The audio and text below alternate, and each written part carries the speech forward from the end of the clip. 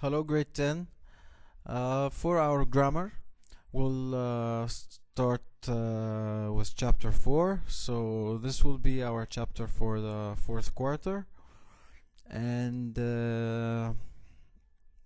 you remember we have done the phrase for the last quarter, which was chapter 3. We'll do the clause for the fourth quarter. Just a general, idea. I want you to know that the main difference between the clause and the phrase is that they are group of related words, but the phrase makes meaning or makes sense or holds a meaning, If used on its own, it has a meaning or it makes sense. The clause is something different. So we'll find out how it is different in the chapter. We will start with independent clause and subordinate clauses. Now, for a diagnostic preview, we need to identify and classify clauses, first of all. So to identify the italicized clause in each of the following sentences as an independent clause or a subordinate clause, and then identify each of the subordinate clauses as an adjective clause, an adverb clause, or a noun clause. So again, to make it clear, our clause is either independent clause or subordinate clause.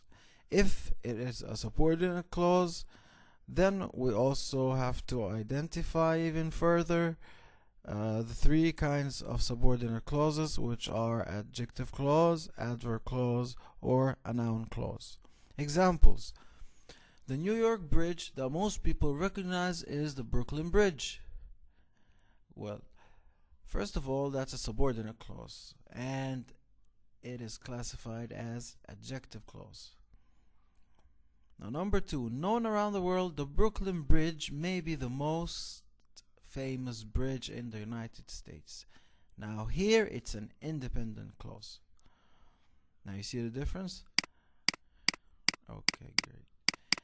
Here are more statements, and I ask that you identify the different kinds of clauses, whether they are independent or subordinate, and even further classify if the clauses subordinate, is it adjective or noun or adverb. So the Brooklyn Bridge, which spans the East River between Brooklyn and Manhattan in New York City, is one of the engineering wonders of the world. The bridge was designed and built by John Roebling and Washington Roebling, a father and son engineering team who were pioneers in the use of steel wire cables. Now, although she was not an engineer, Emily Roebling, so Emily was the wife, and she was not an engineer, but Emily's Roebling assisted in the efforts to complete the bridge. What impresses many people who see the bridge is the strength and beauty of its design. Statement number 5, massive granite towers that are supported by concrete-filled shafts are among its remarkable features. Now it's your job to identify the different kinds of clauses and their classifications, and I'm always here for you to if you need anything or something which is not clear, you can always go ahead and ask me. Alright, more statements. Okay, the steel wire, please stop.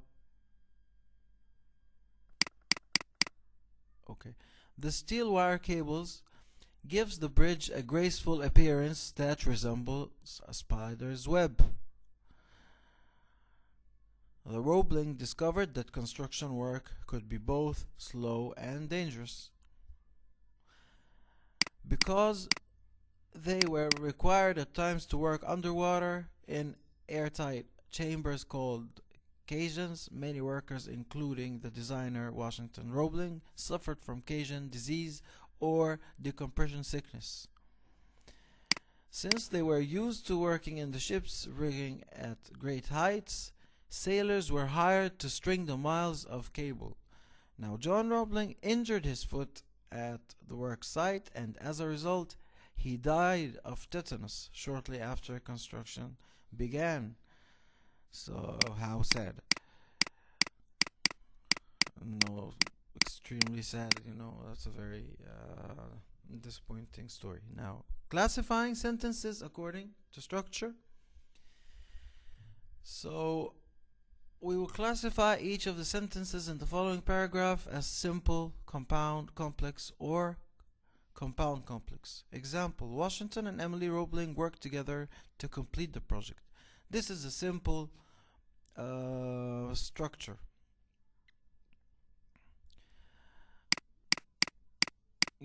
As you can see, Washington and Emily Roebling worked together to complete the project. So that's very simple. After succeeding his father on the project, Washington Roebling was stricken by caisson disease. Therefore, he was confined to bed.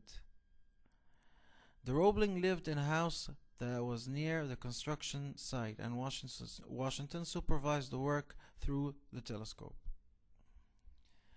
He dedicated instructions to Emily, and she relayed them to the work crew. Furthermore, whether the work on the bridge could have continued without her assistance is doubtful. When the bridge was finally completed in 1883, President Chester Arthur attended the dedication ceremony. Because of his illness, Washington Roebling was unable to attend the ceremonies. As we can remember, his foot was injured, and he died eventually because of that. Instead, the president visited the Roeblings' home to honor the man who had struggled so valiantly to complete the bridge. So this was a very nice move from the president himself to visit the man and to consolidate him. The bridge took 13 years to build. At the time of its completion, it was the world's longest suspension bridge. The bridge is now more than a century old, and it still stands as a monument to the artistry, sacrifice, and determination of all the people who planned to build it.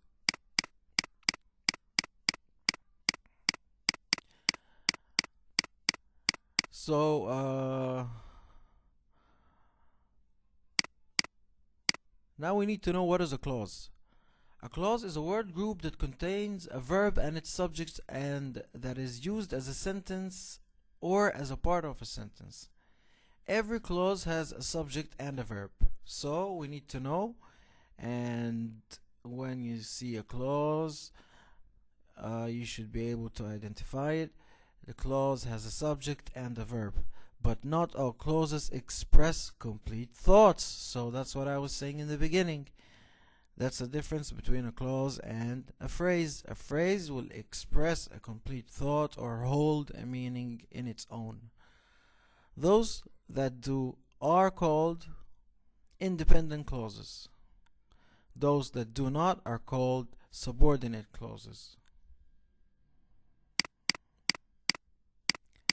Now, independent clauses. An independent or main clause expresses a complete thought and can stand by itself as a sentence.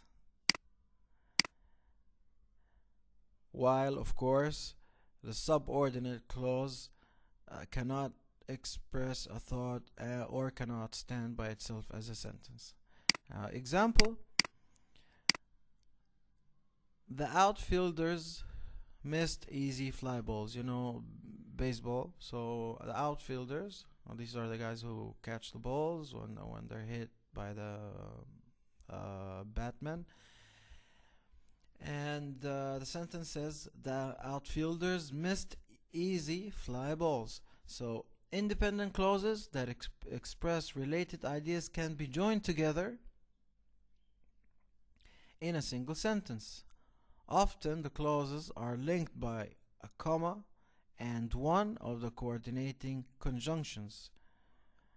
The conjunctions are, and, but, or, nor, for, so, or, yet, and so on.